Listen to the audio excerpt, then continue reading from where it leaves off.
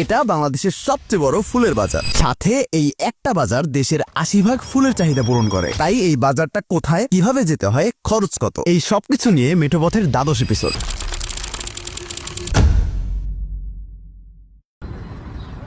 আজকের গন্তব্য ফুলের রাজধানী খ্যাত গদখালি গ্রামে, যেটা যশোর জেলার ঝিকরগাছা উপজেলায় অবস্থিত। বছরের এই সময়টাতে বাজারের সিংহভাগই দখল করে রাখে মুরগি ধরার টুক, মানে গোলাপ। 2026-এ এসেও এই বাজারের বেশিরভাগ বিক্রেতার ভ্রমণ সঙ্গী সাইকেল। কুয়াশাচ্ছন্ন সকালে সাইকেল বোঝাই করে বাজারে ফুল আনা অথবা সঠিক কাস্টমারের জন্য নিরলস অপেক্ষা। এসব শুনতে খুব সাধারণ মনে হলেও বাস্তবে এই দৃশ্যের সাথে তুলনা করার মতো কোনো শব্দই খুঁজে পাইনি। কোয়ান্টিটি দেখে বোঝাই যাচ্ছে যে এখানে কেউ প্রেমিকার জন্য ফুল কিনতে আসে না, মানে এখানকার কাস্টমাররাই আপনার এলাকার বিক্রেতা। তাই প্রতি পিস গোলাপ মাত্র 4 টাকায় বিক্রি হতে দেখে অবাক হওয়ার খুব একটা সুযোগ ছিল না। গোলাপের সাথে পাল্লা দিয়ে যে ফুলটা বাজার দখলের আপ্রাণ চেষ্টা করছে লোকালরা, সেটাকে বলে গেন্ধা। এই জিনিসের শুদ্ধ নাম কি সেটা বলে সময় নষ্ট করার চেয়ে এর স্পেশালিটি বলা উচিত। বাজারে যদি সস্তা ফুলের একটা তালিকা করা হয় তাহলে গেন্ধার পজিশন কেউ নষ্ট করতে পারবে না। কোয়ালিটি অনুযায়ী প্রতি 1000 পিসের জন্য ক্রেতাদের গুনতে হয় 2 থেকে 300 টাকা। যদিও ফুলের দাম নির্ভর করে ফলন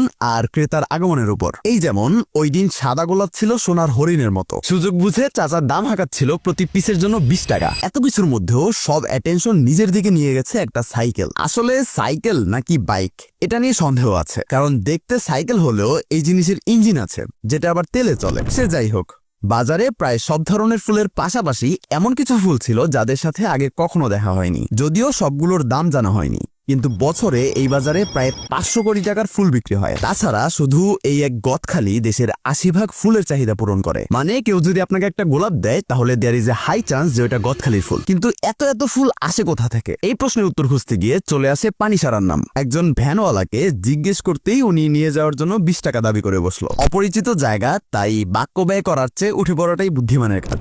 রাস্তাতেই এত ফুল কোথা থেকে আসে তার উত্তর পেয়ে গেলাম। যদিও বেশিরভাগ মানুষই পানিসারাতে আসে এখানকার ফ্লাওয়ার পার্কগুলোর জন্য, কিন্তু প্রশ্ন হচ্ছে আপনি এখানে কিভাবে আসবেন? তার আগে জানা উচিত কখন আসবেন। বছরের এই সময় মানে জানুয়ারি ফেব্রুয়ারিতে সবচেয়ে বেশি ফুলের দেখা মিলবে। আর গদখালি বাজার দেখতে চাইলে আসতে হবে একদম ভোরবেলা, কারণ 10টার মধ্যেই বাজার মোটামুটি শেষ হয়ে যায়। তাই রাইট টাইম আসার জন্য ঢাকা থেকে বেনাপোলগামী রাতের শেষ বাসে উঠতে হবে। সুপারভাইজারকে গদখালির কথা বলে রাখলে একদম বাজারে নামিয়ে দিবে। নন এসি বাসের জন্য গুনতে হবে জনপ্রতি 750 টাকা, মানে যাওয়া আসায় 1500। আর আপনার বাজেট অনুযায়ী শুধু খাবারের খরচটা অ্যাড করে নিলেই 2000 টাকার মধ্যেই প্ল্যান রেডি। তাছাড়া দিনের বাকি সময়টার জন্য যশোর ঘুরে দেখা একটা ভালো অপশন।